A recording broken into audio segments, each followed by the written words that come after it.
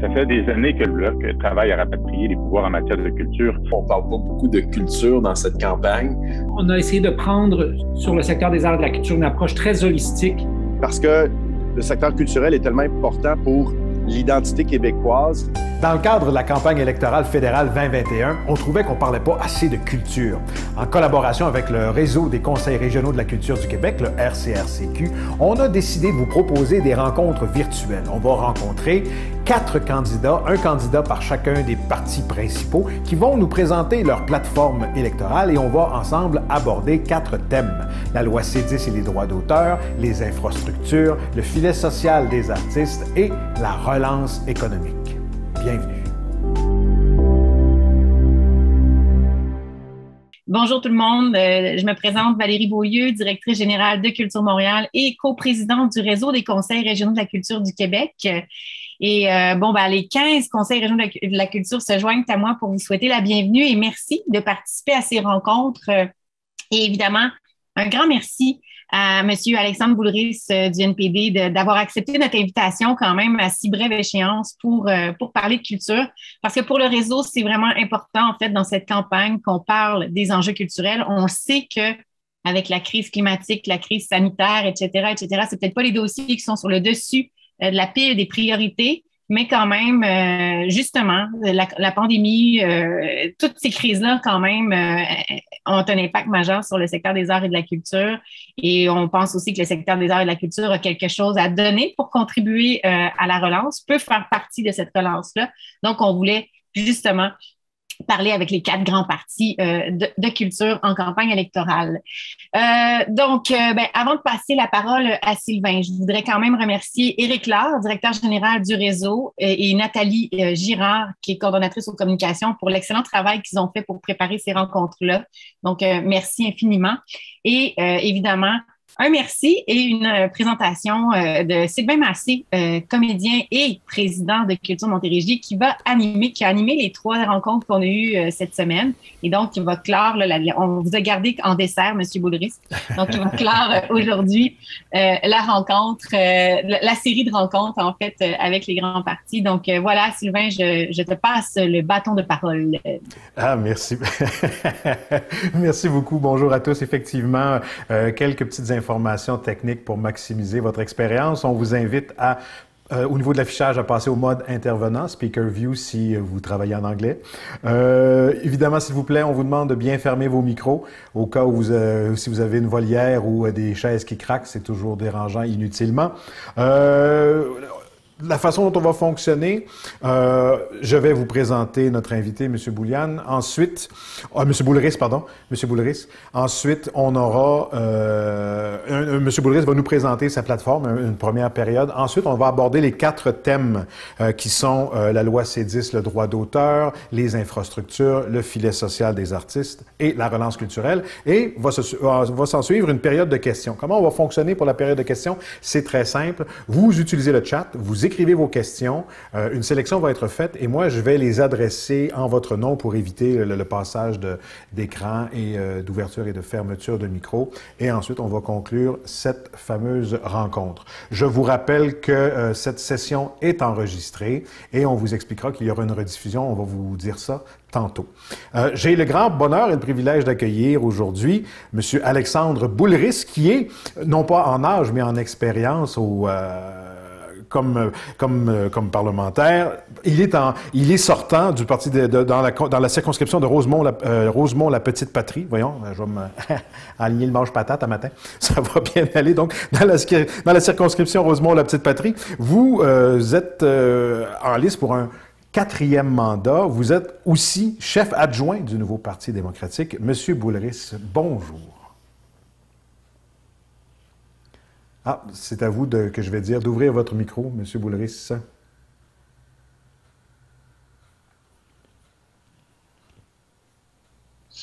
C'est tellement la phrase de 2020, ça. Vous êtes sur mute, là. Je suis un peu... Non, merci. Ça, j'aimerais passer cette étape-là. Merci beaucoup de la présentation. Merci de l'invitation aussi. Je vais présenter globalement la plateforme du NPD, mais je veux juste prendre 2 secondes pour me présenter moi-même un peu plus, peut-être pour les gens qui me connaîtraient moins, ou peut-être des aspects que vous connaissez moins. Premièrement, je suis très content d'avoir cette discussion-là, cette conversation-là aujourd'hui avec vous, parce que le secteur culturel est tellement important pour l'identité québécoise, mais je dirais en général pour savoir qui nous sommes, quelle vision du monde on a, comment on appréhende les problèmes du monde et comment on appréhende aussi la beauté du monde et les drames de ce monde-là et de ces tragédies. Sans artistes, sans culture, notre existence comme être humain serait fortement diminuée. Ça serait pas mal moins intéressant parce que c'est ce qui ajoute justement de la beauté puis un supplément d'âme, comme disait l'autre. Et j'y crois tellement, je me rappelle d'une phrase de l'anthropologue Claude Lévi-Strauss. Il y avait ce grand débat à un moment donné, est-ce que l'être humain est un être de nature ou de culture? Puis Lévi-Strauss avait tranché en disant il est dans la nature de l'homme d'être culturel. Alors, c'est viscéral chez nous et je pense qu'il faut lui donner toute l'attention, évidemment, nécessaire. Puis d'un point de vue plus personnel ou familial, là, je vais faire du name dropping, mais c'est ma famille, fait que j'ai le droit. Mon père était professeur de littérature au cégep pendant près de 30 ans et également écrivain de écrit plusieurs recueils de poésie, plusieurs publications, plusieurs livres. Alors, j'ai baigné dans un milieu littéraire et culturel étant petit. Et mon frère, maintenant, est musicien avec le groupe de musique traditionnelle Le Vent du Nord, Nicolas Boulris. Alors, j'en entends aussi beaucoup parler et je suis même bénévole au festival qu'il organise depuis maintenant 15 ans, à l'époque où il y avait des festivals en personne. Pour ce qui est de la plateforme du NPD, je vous dirais que globalement, c'est une plateforme qui marche sur 2 jambes, comme la plupart d'entre nous. Les 2 jambes s'appellent justice, une justice qui est la justice sociale, puis l'autre, la justice climatique. Pour nous, c'est tellement important pour l'avenir de nos enfants et de notre planète. Alors, justice sociale, on peut mettre beaucoup de choses là-dedans. Le NPD, on est un parti résolument progressiste, social-démocrate, où on pense que les ultra-riches, les milliardaires, les grandes compagnies doivent et peuvent faire davantage pour créer une société plus équitable, plus égalitaire, plus juste pour tout le monde. Je rappelle souvent aux gens, c'est UNICEF Canada l'année dernière qui avait fait ce petit calcul-là. Vous savez, le propriétaire de Jeff Bezos a à peu près 475 000 employés dans le monde. Et si Jeff Bezos faisait un chèque de 110 000 $ à chacun de ses employés, il serait encore aussi riche qu'il était avant la pandémie. Donc, ces gens-là doivent et peuvent faire davantage. Amazon, les grands géants numériques, les géants du web ne payent pas encore leurs impôts au Canada. C'est un scandale absolu, alors que ces gens-là en ont profité et en ont mis plein les poches. Alors, on est le seul parti au NPD qui veut avoir un impôt spécial sur la fortune pour les gens qui possèdent plus de 10 millions de dollars comme avoir. 10 millions de dollars, rappelons-nous, c'est quand même être capable de mettre 100 000 $ de côté en épargne chaque année pendant un siècle. Alors, ce n'est pas des gens qui sont dans la misère. Et avoir un impôt spécial pour les profits excessifs, surtout pour l'année 2020, l'année de pandémie, on pense à certaines compagnies qui pourraient passer de 15 à 30 % de taux d'imposition pour cette année-là, puis ils n'en souffriraient pas. Leurs actionnaires seraient encore très heureux. Alors, c'est vraiment le genre de projet et de perspective qu'on met de l'avant et où on est les seuls à mettre ces propositions-là de l'avant. Pourquoi? Bien, pour être capable justement de se payer par la suite des programmes sociaux plus inclusifs, plus généreux, où on serait capable d'avoir une vraie réforme de l'assurance-emploi. On va y revenir tantôt quand on va en parler. Et on a posé des gestes pendant la pandémie comme caucus néo-démocrate, les 24 députés qu'on est à Ottawa pour l'instant. J'espère qu'on va être plus après le 20 septembre, évidemment, où on était capable de bonifier des programmes qui ont été mis sur pied rapidement. La PCU était de 1 000 $ au départ. On a négocié avec un gouvernement minoritaire. On l'a fait passer à 2 000 $. Et rappelez-vous, et sûrement que vous en avez entendu parler, parce que moi, dans Rosemont-Petite-Patrie, je n'avais beaucoup entendu parler. Au départ, ce programme-là, si les gens avaient encore un sou dans un contrat quelconque, si vous étiez travailleur autonome ou pigiste, dès que vous aviez encore un revenu d'emploi ou revenu de travail, vous n'étiez pas admissible à la PCU. Alors, on a vraiment travaillé très fort pour être capable d'élargir le programme pour que si vous aviez encore en deçà de 1 000 $ de revenus de travail, vous aviez quand même accès à la PCU. Donc, pour beaucoup d'artistes et d'artisans, de travailleurs autonomes, de pigistes, d'illustrateurs, de traducteurs, ça a été vraiment quelque chose qui a changé la situation, alors qu'il pouvait leur rester 1 ou 2 contrats, mais c'était impossible de vivre avec ça. Les subventions salariales aussi, au départ, c'était 10 et on l'a fait passer à 75 %. Alors, pour beaucoup de petites entreprises, ça leur a été une bouée de sauvetage qui leur a permis de survivre à travers la crise. Alors, c'est juste des exemples concrets là, où voici qu'est-ce qu'on peut faire pour aider les conditions de travail, aider les conditions de vie des gens, et dans une perspective justement là, social-démocrate ou progressiste. Aussi, quand on parle de programmes sociaux, pour nous, une des priorités, c'est les soins de santé. Le système d'assurance maladie public puis universel, c'est une création du NPD avec Tommy Douglas en Saskatchewan au départ, qui a été élargi au fédéral en 66 par la suite, avec un gouvernement minoritaire d'ailleurs, rappelons-le. Et là, on veut inclure davantage de soins parce qu'on a une espèce de puzzle en ce moment où on a des parties du corps assurées puis des parties du corps pas assurées. Notre cœur est assuré, mais pas nos yeux. Mon bras est assuré, mais pas mes dents. Il faut que je vais aller chez le dentiste, je vais devoir payer une facture. Nous, on pense qu'on doit avoir un soin de santé de la tête aux pieds, incluant la santé mentale, qui a souvent été négligée dans les dernières années, mais je pense que, hélas, avec la crise, ça a été exacerbé, puis il faut prendre ça en considération. Sur la justice climatique, ben, on a des gouvernements qui, selon nous, n'en font pas assez. C'est une grande priorité pour les Québécois et les Québécoises, et on doit absolument arrêter toute subvention aux compagnies pétrolières, réinvestir dans les énergies renouvelables, des projets carboneutres pour réduire notre empreinte carbone. Malheureusement, on est en train de manquer les cibles de l'accord de Paris. C'est extrêmement préoccupant.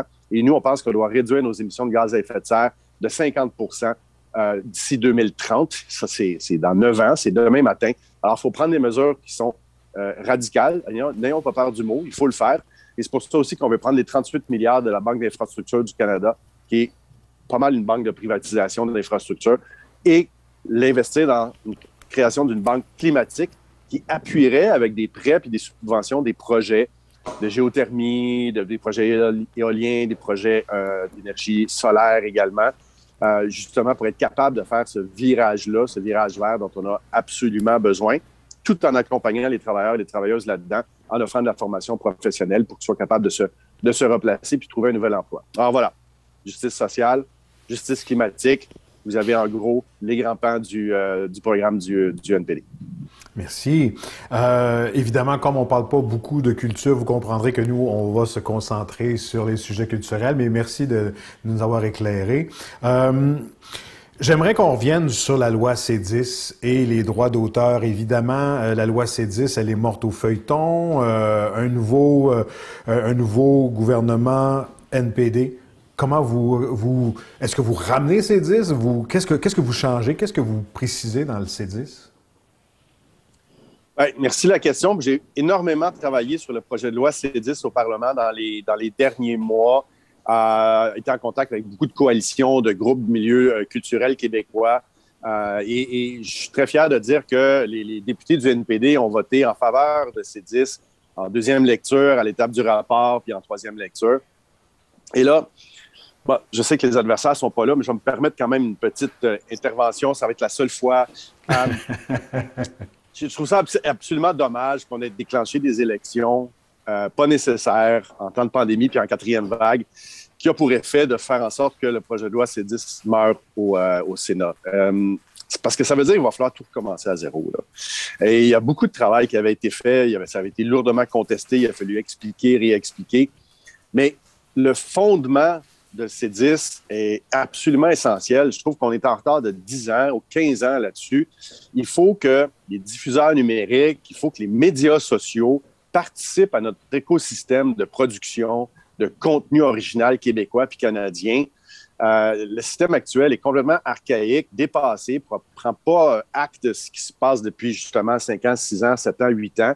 Et si on veut nourrir, par exemple, le Fonds des médias, si on veut nourrir notre capacité de production ici, chez nous, pour raconter nos histoires, c'est impératif de le faire. Donc oui, un gouvernement NPD ramènerait rapidement ce projet de loi-là. Peut-être pas exactement dans la même forme. C'était pas parfait. Il y avait des choses qui étaient à bonifier. Mais on le ferait évidemment en consultation avec les gens du secteur. Mais il y a des trucs fondamentaux là-dedans qu'il faut absolument ramener au Parlement.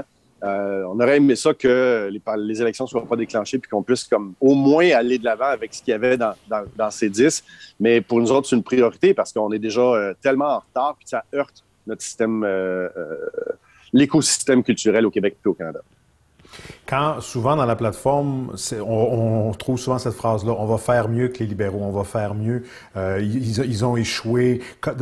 Comment vous allez faire mieux?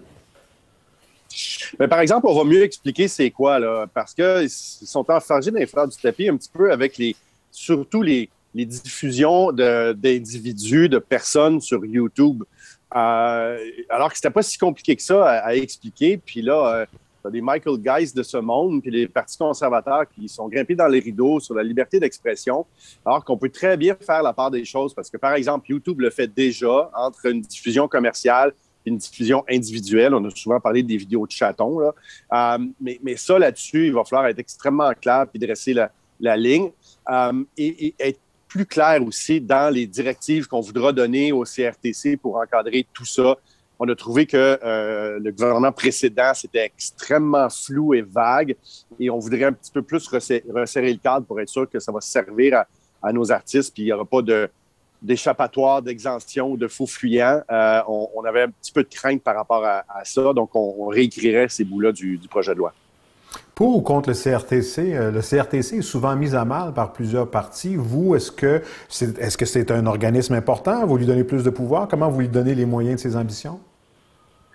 Je pense que le CRTC, c'est important parce qu'on ne peut pas laisser complètement le capitalisme sauvage et le libre marché décider de tout parce que ça peut même tuer le secteur culturel. Et puis, il faut lui donner plus de pouvoir. Il faut être capable qu'il y ait plus de mordants, qu'il y ait plus de pouvoir d'amende aussi quand les compagnies ne respectent pas, par exemple, les quotas, leur licence. Là, ça s'appelait ordonnance maintenant. Il faut être capable d'avoir des audiences publiques pour que les groupes, les associations puissent s'exprimer. Donc, c'est des outils qui sont importants, le CRTC. On veut le garder. On veut l'améliorer, par contre, parce que des fois, il n'est pas capable de taper sur les doigts de ceux qui ne suivent pas les règles. Mais je veux revenir sur les pouvoirs du CRTC qui doit inclure les nouveaux diffuseurs numériques et les médias sociaux aussi dans ses décisions.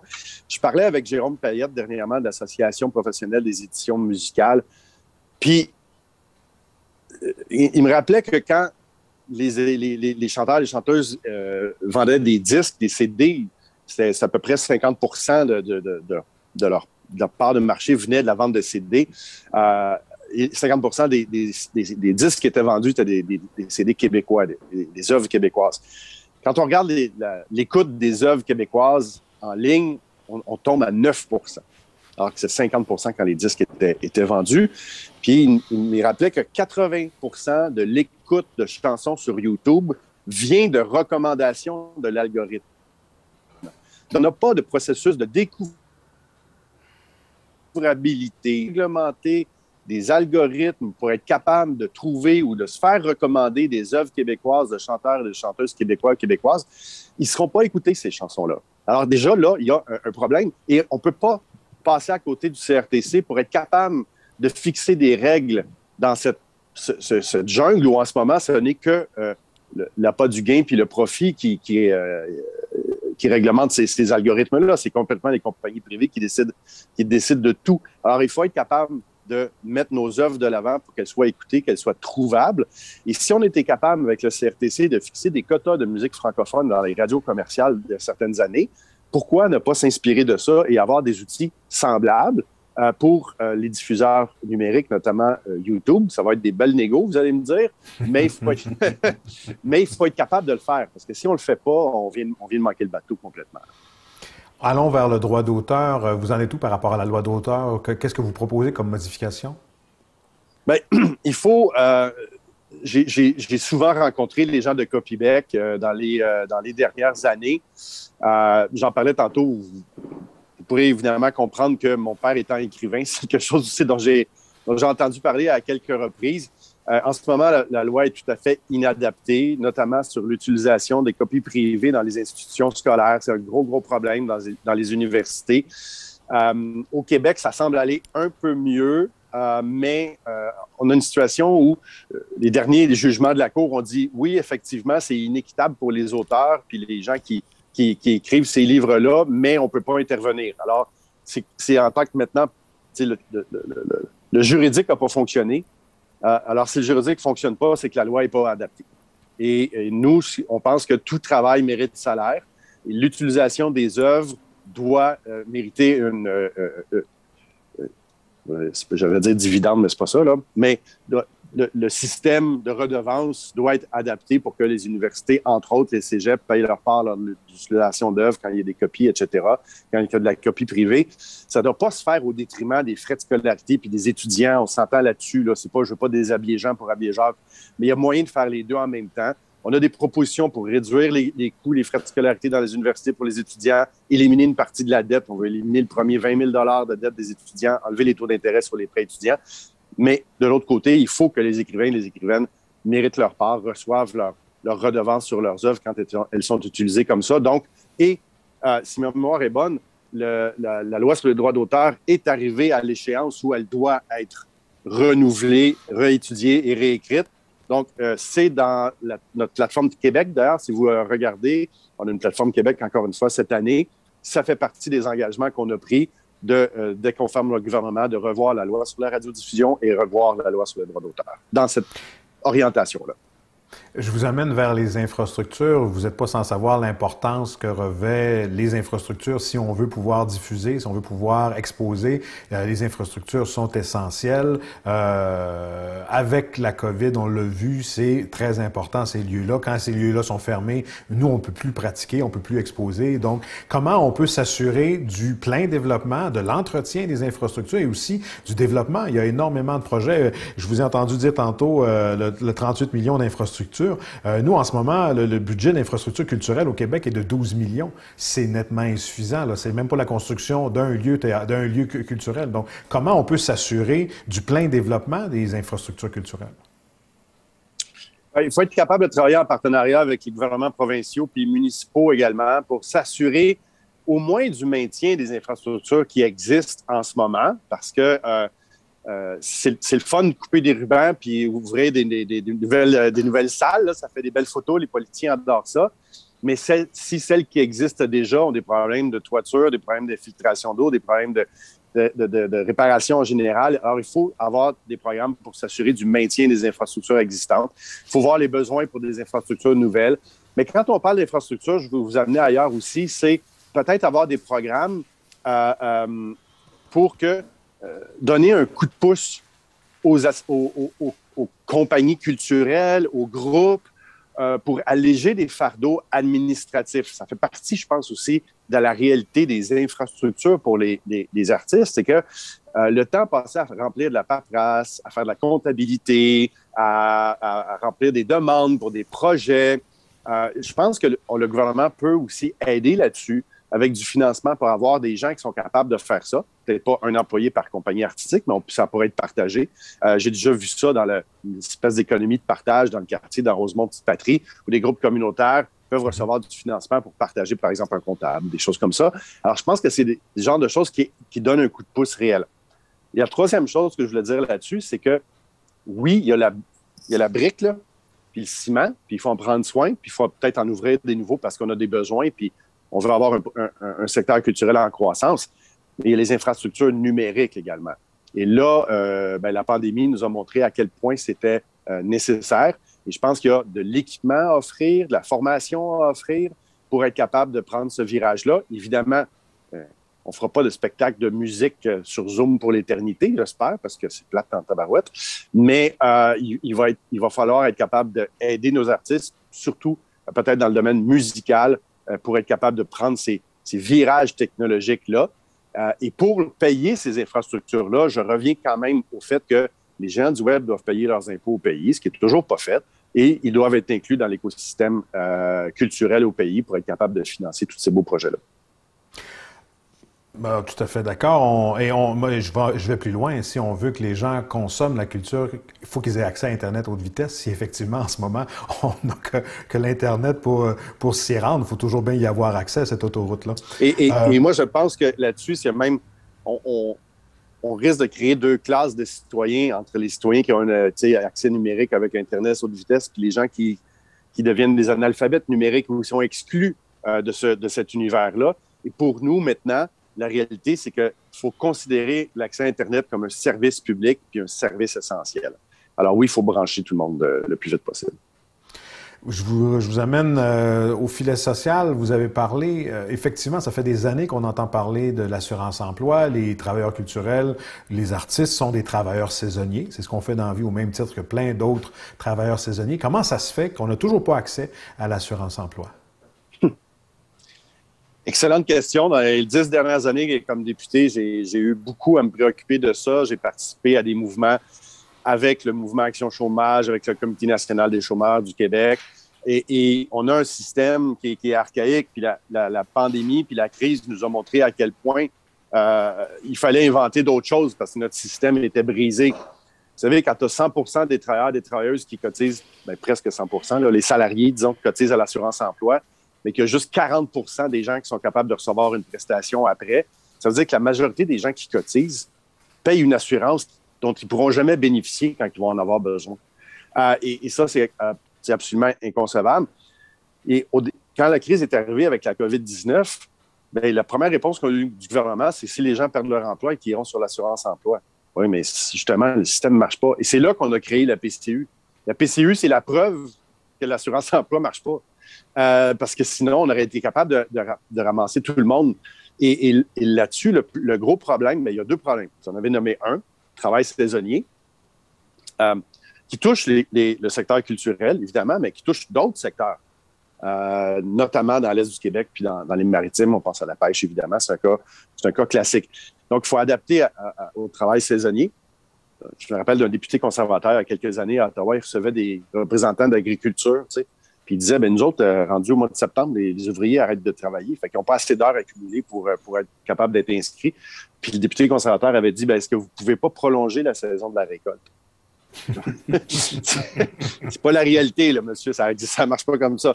Donc, il faut réduire le nombre d'heures pour avoir accès à l'assurance-emploi. Ça, c'est notre cheval de bataille numéro 1, c'est l'accessibilité à l'assurance-emploi. Donc, je pense qu'on est à 380 ou 400 heures dans notre programme, dans notre plateforme, qui correspond aux revendications de la société civile là-dessus. Puis la deuxième chose, il faut inclure les travailleurs autonomes. Il faut inclure des travailleurs autonomes, les pigistes, un paquet de gens qui, en ce moment, ils cotisent même pas. Donc, ils ne sont même pas dans le pot cible 40 %, ils ne sont même pas éligibles.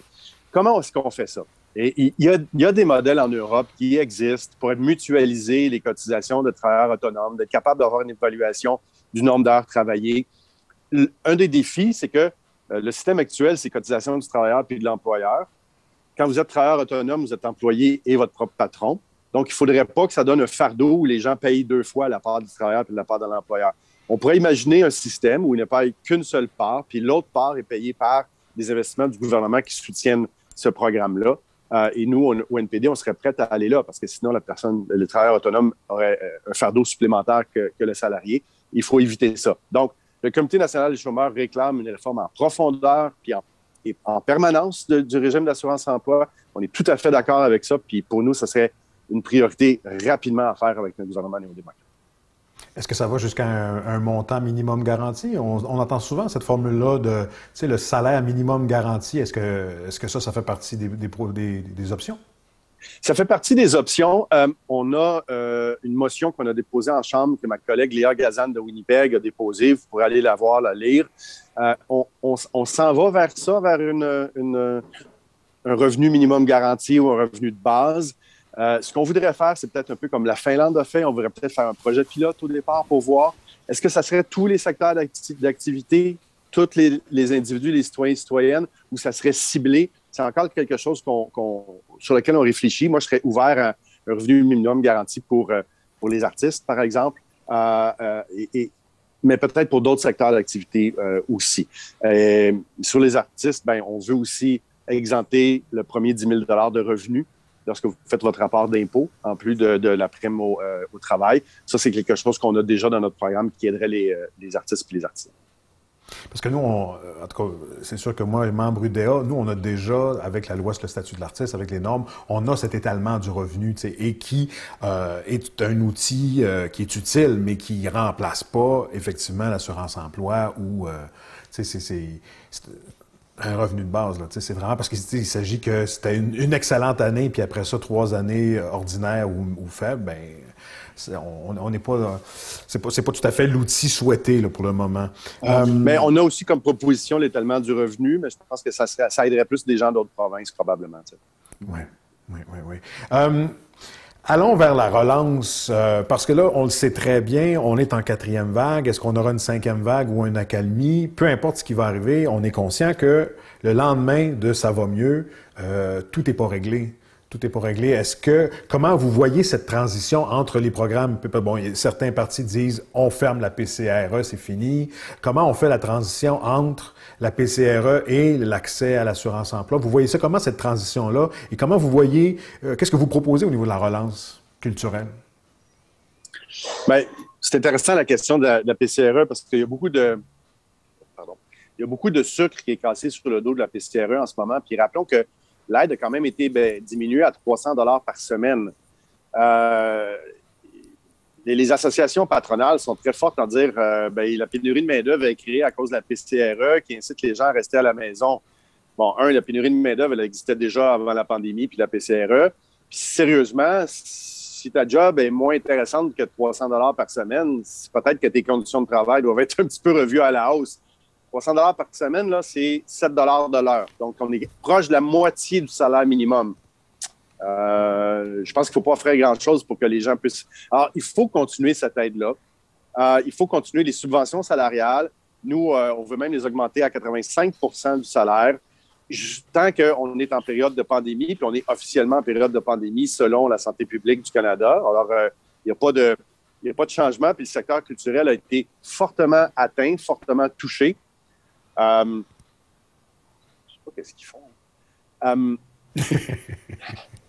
Mais tous les artistes qui gagnent leur vie avec des spectacles, tous les arts vivants, les arts de la scène ont été frappés de plein fouet. C'est pas encore revenu complètement et on ne sait pas quand est-ce que ça va être revenu complètement. Donc, cette aide directe aux gens du secteur culturel doit être maintenue, réformer l'assurance-emploi et la transition va se faire quand on aura une réforme d'assurance-emploi qui va être costaude, qui va être solide. Et là, peut-être qu'on pourra penser à mettre fin à une PCRE qui offre un minimum. Ce n'est même pas très généreux ce qu'il y a en ce moment après les coupures qui ont été faites. Donc, il faut la maintenir, il faut augmenter la subvention salariale, il faut la poursuivre dans le temps et il faut soutenir le secteur des arts vivants, des arts de la scène, principalement. Parce que pour certains, et là, je reviens à des connaissances de gens que je connais très bien, c'est 90 % de leurs revenus, c'est des spectacles qu'ils faisaient au Québec ou à l'étranger. Il n'y a plus de spectacles, puis il n'y a plus de voyages à l'étranger, ou presque plus. Donc, c'était une catastrophe, là. Et on doit être capable, le jour où on arrêtera cette aide-là, peut-être pour d'autres secteurs d'activité, il va falloir penser au secteur culturel et artistique pour probablement le maintenir plus longtemps. On est encore dans des situations où les salles fonctionnent à régime réduit, au ralenti. Il y a une forme de soutien, d'aide à la billetterie. Est-ce que vous vous engagez à poursuivre ça? Puis l'autre chose aussi, c'est que, effectivement, d'entrée de jeu, on pense toujours aux artistes, aux festivals, tout ça. Mais malheureusement, on a mis de côté tous les travailleurs culturels. C'est sûr que les festivals, les diffuseurs ont des équipes aussi à soutenir. Oui, il y avait la subvention salariale, mais est-ce qu'on n'a pas effectivement oublier des joueurs sur le terrain? Bien, avec un programme d'assurance-emploi qui est très imparfait, avec une PCU qui se bricolait à la pièce, on a vu énormément de cas où il y a des gens qui tombaient dans les mailles, entre les mailles du filet. Et c'est pour ça qu'il faut avoir un filet de sécurité sociale qui est beaucoup plus accessible puis universel, que ce soit sous la forme d'une PCRE ou d'une assurance-emploi qui est modifiée pour que, et ça, je l'ai vu souvent dans mon bureau, des gens qui appelaient et qui étaient assez désespérés de leur situation parce qu'il n'y avait rien qui avait été prévu pour eux. Alors, c'est pour ça que d'avoir quelque chose de beaucoup plus large nous permet de ne pas échapper du monde, comme ça a été le cas. Puis, c'est vrai que l'industrie culturelle en général, c'est pas juste le chanteur sur la scène, c'est l'éclairagiste, c'est le technicien de son, c'est un paquet d'autres gens qui sont absolument essentiels. Et on a vu des absurdités du gouvernement fédéral dans les derniers mois, tu sais, en disant « Oui, mais là, si je peux juste remplir ma salle à 25 %, c'est pas rentable. Je peux pas survivre comme ça. Mes coûts sont trop élevés. » Et la première réponse qu'on a reçue du gouvernement fédéral quand on posait cette question-là, c'était comme, ben oui, mais vous avez juste à faire 4 spectacles au lieu d'un. C'est comme, OK, vous n'avez pas compris que je multiplie mon coût par 4 chaque soir. C'est pas... Mais vous voyez, comme des fois, comme il y a une déconnexion là, de cette réalité-là. Je savais que vous alliez l'aimer, cette anecdote-là. Là. Oui, mieux voir rire, parce que c'était un peu triste. Alors, j'ai une autre anecdote. L'ATSA, l'Action terroriste socialement acceptable, qui est un festival, tout ça, son financement avait été coupé parce que les conservateurs avaient dit on ne soutiendra pas les terroristes. Donc, on n'est plus à une absurdité près. Écoutez, effectivement, la pandémie a amené... Il y a eu beaucoup d'argent qui a été mis en culture. Ça a mis en évidence des failles importantes. Il y a des montants qui doivent être pérennisés. Comment on va s'assurer comment on va faire le tri de tout ce qu'on a ajouté qui était du retard? C'est même pas... ça a toujours été expliqué comme une mesure d'urgence, puis tu fais, c'est drôle, pour nous, le milieu, ça fait des années qu'on revendiquait ça. Est-ce que vous vous engagez à poursuivre, à pérenniser ces enveloppes-là? Autant à Téléfilm Canada, Radio-Canada, je n'aimerais pas toutes, mais l'Association des libraires, il y a plein d'organismes qui viennent en aide à tous les intervenants, à tous les niveaux de la culture. Est-ce que vous allez pérenniser ces montants-là? Oui, on est des grands défenseurs, des grands partisans de ces grandes institutions-là, parce que tu en as nommé quelques-unes, Radio-Canada, Téléfilm, l'ONF également, le Conseil des arts. C'est quelque chose qu'on veut évidemment continuer à soutenir puis davantage. Là, si vous me demandez, est-ce que vous allez pérenniser tous les montants qui ont été versés pendant la pandémie, je vais vous dire, on va s'asseoir puis on va discuter. Je peux pas... La réponse facile, ça serait de dire oui, bien sûr, pas de problème. Mais je ne voudrais pas continuer quelque chose si, par exemple, il y a un secteur d'activité qui a vraiment repris, que ça va super bien. En fait, ils n'en ont plus vraiment besoin. Il faut aussi être un peu responsable là, comme gouvernement. Donc, je m'engagerai à m'asseoir, oui, pour pérenniser, parce que les gens ont besoin de financement stable, permanent, dans la durée, parce que les financements pour 6 mois, ou pour 1 an, ou pour un projet en particulier, tout ça est à recommencer tout le temps. Ce n'est pas notre perspective. Il faut être capable de soutenir les missions puis les compagnies culturelles. Mais assoyons-nous et regardons qu'est-ce qui doit être maintenu et où est-ce qu'on peut dire, maintenant, vous n'avez peut-être plus besoin. Merci. Si on veut soutenir un tourisme culturel fort, il faut soutenir la création, les créateurs et les organismes derrière elle. Par contre, il est important de faire la distinction entre les deux secteurs économiques, la culture et le tourisme. Comment on peut travailler assurer la complémentarité, mais ne pas noyer les deux projets ensemble? Et il faut être capable d'assurer la distinction tout en sachant que un est quand même lié à l'autre, souvent. Des gens viennent visiter Montréal parce qu'il y a des festivals, parce qu'il y a une vie culturelle intéressante. Et on est très fiers qu'on puisse attirer des Européens et des Américains qui viennent voir des spectacles dans la rue parce que c'est une bonne... Et on le voit à travers, je dis Montréal, mais on le voit à travers le Québec. Mais le secteur culturel, c'est bien plus que les activités touristiques. C'est aussi être capable de raconter nos propres histoires pour les Québécois, pour les Canadiens, pour les peuples autochtones, pour les minorités francophones hors Québec également. Donc, ça n'est pas dépendant de l'activité touristique. C'est quelque chose qu'on doit soutenir en soi, peu importe qu'on reçoive de la visite ou qu'on n'en reçoive pas. Donc, il y a certains secteurs où c'est plus lié. Évidemment, on parle des festivals, des musées, etc.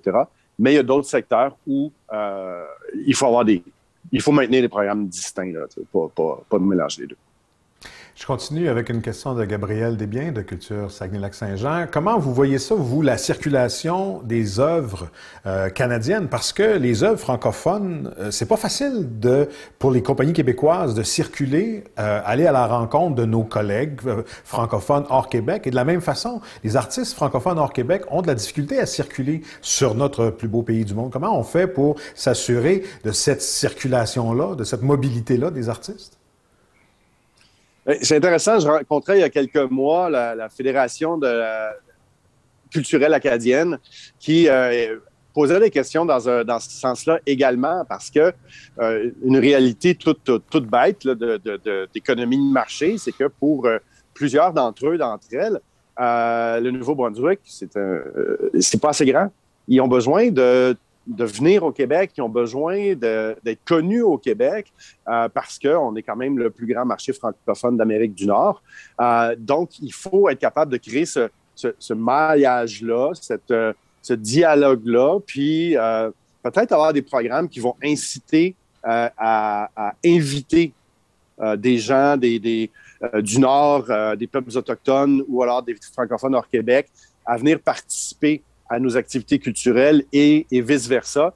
Il faut soutenir ça. Il ne faut pas attendre que ça tombe du ciel. Nous, on croit vraiment beaucoup que dans une économie capitaliste, le secteur culturel doit être soutenu par des fonds publics puis par l'État. Sinon, il y a uniquement la pop commerciale puis c'est correct d'avoir de la pop commerciale, là, mais il y a juste la pop commerciale qui va continuer à survivre, les blockbusters américains. Donc, je dirais que c'est dans une vision social-démocrate qu'on a de la culture. Il y a une implication de l'État pour trouver des solutions puis soutenir ce genre d'initiatives puis de projets-là qui sont essentiels.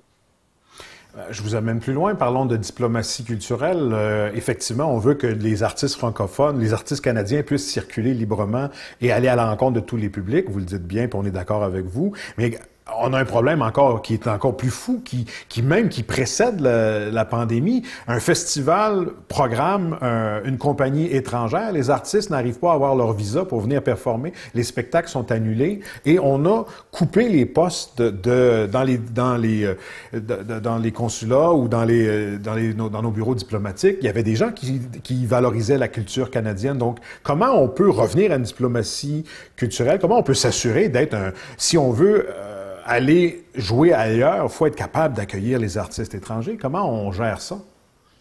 Deux éléments dans la question qui est fort pertinente parce que la diplomatie étrangère, c'est pas juste ce qui se passe au Conseil de sécurité des Nations unies puis des questions de guerre et paix, qui sont fort importantes d'ailleurs, mais c'est aussi des relations commerciales et c'est des relations culturelles.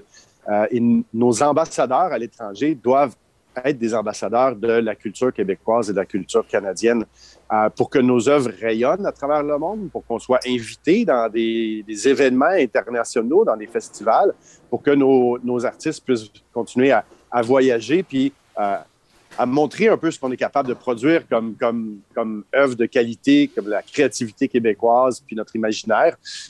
Donc oui, il faut rétablir cette diplomatie culturelle-là et pas... C'est commercial, mais il ne faudrait pas non plus que ça soit noyé par juste des enjeux économiques, là. Faisons bien attention à ça également. Et la deuxième chose, c'est la livraison de permis pour voyager à l'étranger, mais également recevoir des artistes qui viennent chez nous. Et je vous dirais là-dessus, il y a un énorme travail à faire à l'Immigration Canada. Il y a le dossier, évidemment, des talents étrangers, des artistes qu'on veut inviter chez nous pour que le festival soit intéressant, pour qu'on attire des clients, que des gens achètent des billets. Mais Immigration Canada, depuis 3 ans, c'est une catastrophe à tous égards. On dirait qu'il n'y a plus de ressources là. Et c'est pas juste dans le milieu artistique et culturel.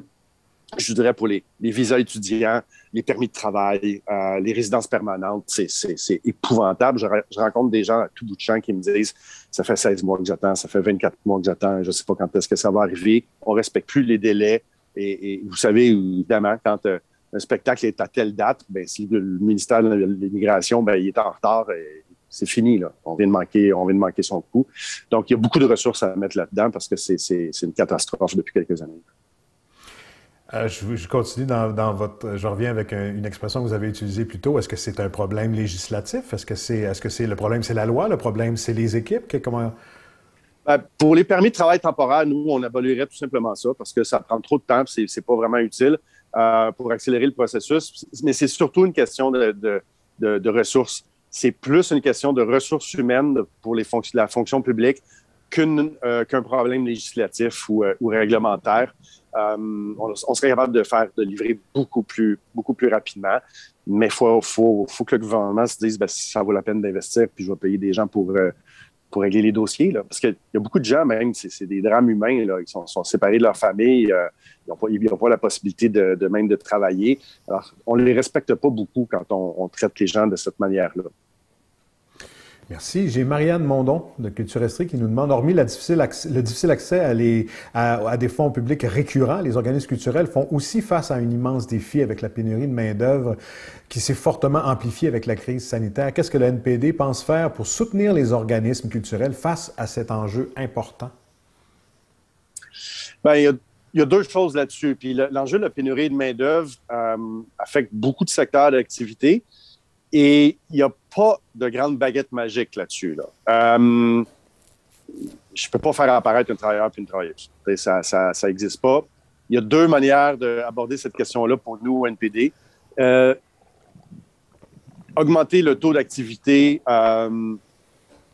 le taux d'emploi des peuples autochtones. Okay? Dans plusieurs régions, ça peut faire une différence parce que leur taux d'emploi est plus faible que la moyenne. Donc, ça, c'est quelque chose qu'il faut faire. Être capable de franciser les immigrants plus rapidement. On veut investir là-dedans au NPD pour donner plus de ressources à Québec. Si les gens parlent français, ils sont moins isolés, ils sont plus capables d'intégrer le marché du travail. On est d'accord avec l'accord sur les services de garde. On est des gros partisans des CPE depuis des années.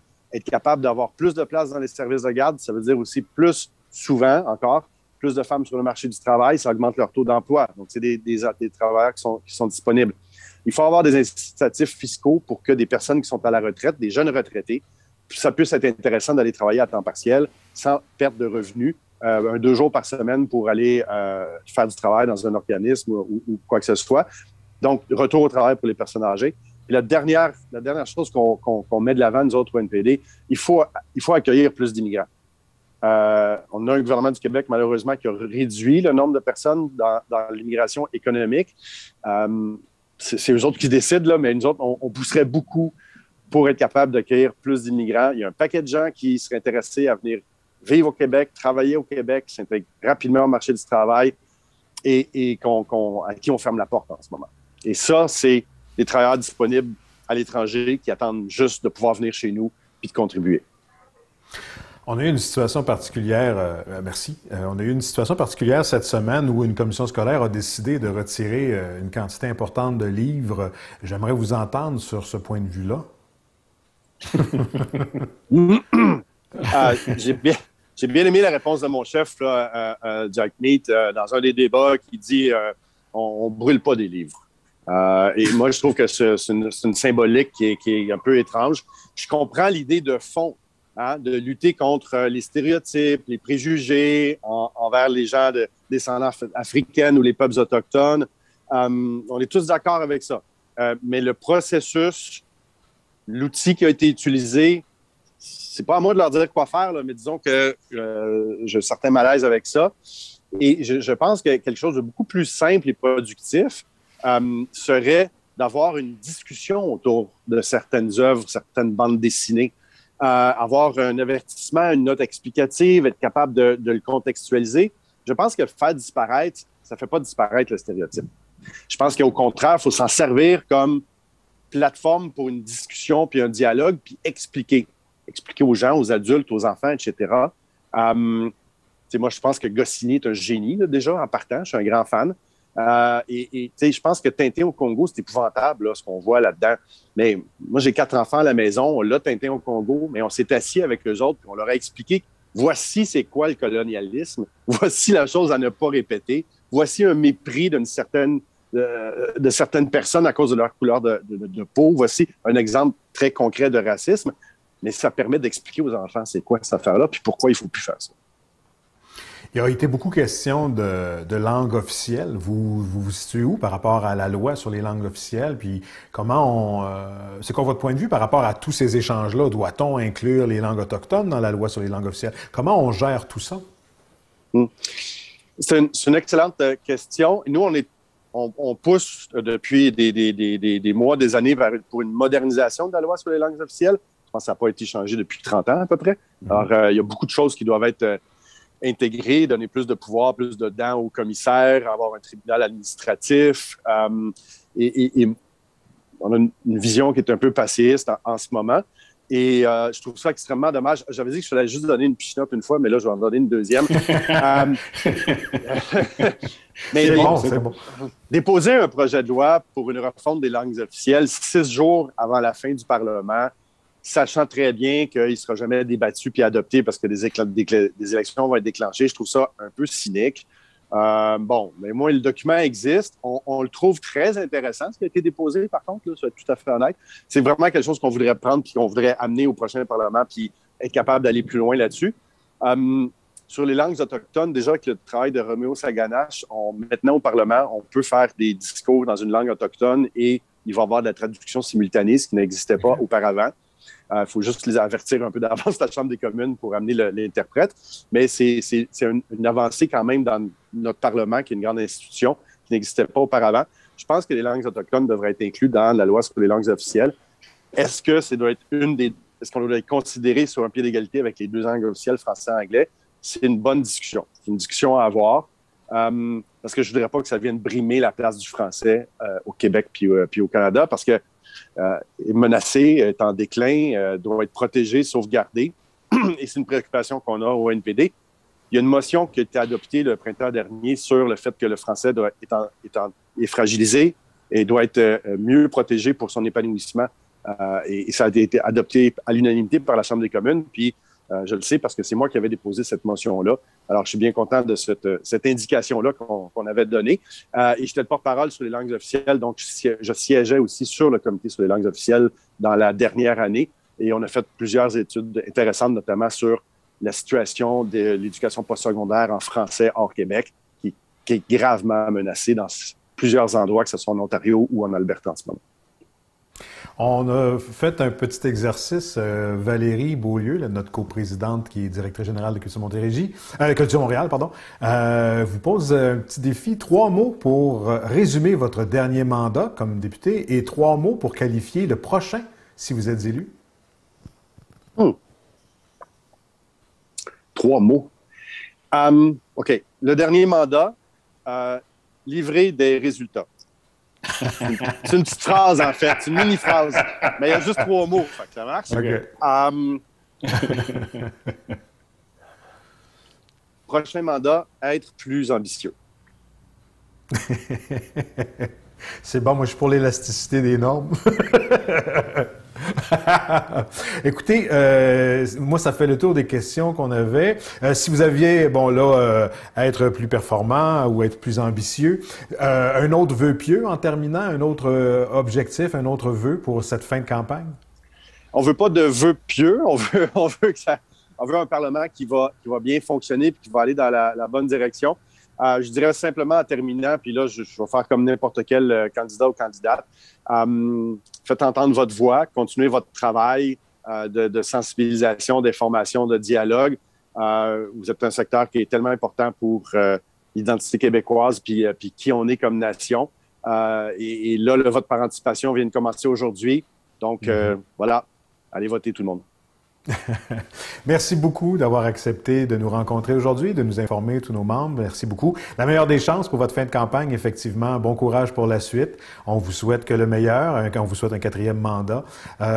Pour moi, c'est terminé. Je vous remercie donc d'avoir, et à tous les gens qui sont avec nous maintenant, où on sera en différé bientôt. Donc, tous les gens qui profiteront de ces 4 rencontres-là, j'espère que ça vous aura éclairé, plu et permis de réfléchir à cette situation et à ce dossier qui est si important, qui nous est si cher. J'inviterai maintenant Valérie Beaulieu, coprésidente et directrice générale de Culture Saguenay-Lac-Saint-Jean, à conclure cette belle rencontre. Et moi, j'inviterai Gabrielle Desbiens, directrice générale de Culture Saguenay-Lac-Saint-Jean et coprésidente du réseau, à faire le mot de la fin, parce que moi, j'ai assez parlé déjà. Oui, excuse-moi, mon œil a fourché. Valérie est très mobile aujourd'hui, Montérégie, Saguenay-Lac-Saint-Jean. Sur cette drôle de situation, vraiment, merci beaucoup, M. Boulris. C'était vraiment intéressant de vous entendre. Donc, on vous souhaite vraiment un prochain mandat à la hauteur de vos ambitions. Puis, au nom de l'ensemble des personnes qui ont organisé ces rencontres-là, je tiens particulièrement à remercier une dernière fois, 4 fois sur 4, 100% Sylvain Massé, notre animateur vedette qui était avec nous pour ces 4 rencontres-là. C'était vraiment un tour de force, d'une qualité exceptionnelle. Comme on sait travailler avec toi, comme tu le fais toujours. Merci beaucoup. Merci aux gens qui ont été là avec nous. Je pense qu'il y a des gens qui nous ont suivis pour les 4 rencontres. C'est vraiment intéressant. Donc, merci de prendre le temps de vous renseigner. C'est important. C'est un devoir aussi. Donc, comme je disais, c'était notre 4e rendez-vous sur 4, mission accomplie. Ils seront tous disponibles en ligne dès lundi matin sur la page Facebook du regroupement des conseils régionaux de la culture. Et puis, tous vos CRC vont les repartager, je crois, assez allègrement. Donc, vous aurez la possibilité de peut-être retransmettre vos préférés à vos collègues sans problème. Petit déroulement de remerciements plus spécifique aux 2 équipes de télécommunautaires qui ont travaillé avec nous, les personnes incroyables qui ont été Marc Hébert, Alain Covy et Mirko Da Silva pendant ces 4 journées-là. Merci, messieurs. Les 15 conseils régionaux de la culture du Québec, on est partout pour vous, avec vous. Plus précisément, Éric Laure et Nathalie Girard, qui sont directeurs généraux et coordonnatrices des communications du réseau des conseils de la culture. Et puis moi, je salue particulièrement ma collègue Négui Torezan, qui a été à la gestion du Zoom et qui est chargée de projet chez nous au Saglac. Donc, sur ce, de très bonnes élections à tout le monde. Allons voter, c'est important, on le voit. Allons voter pour la culture. On vous souhaite une très belle fin de journée et un très beau week-end à tout le monde. Au plaisir de vous revoir. Au revoir.